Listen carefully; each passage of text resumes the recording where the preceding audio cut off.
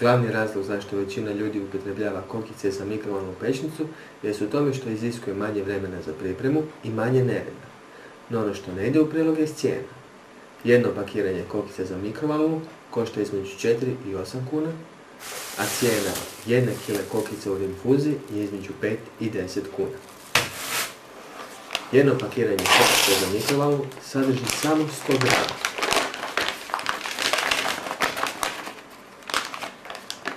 Što znači da bi kilo tih kokica platili oko 40 kuna.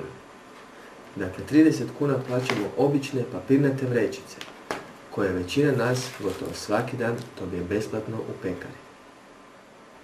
Da bi pripremili domaće kokice u mikrovalnoj, potrebna vam je papirnata vrećica i kokice u rinfuzi.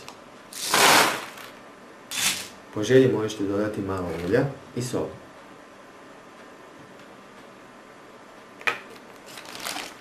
Vrh vrećice presavinite 2 puta i protresite.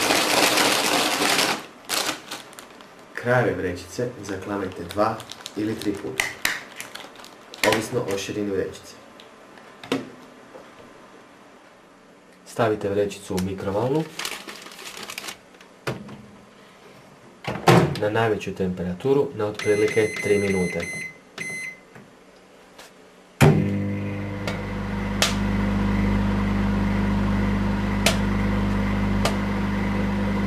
Kokice su gotove.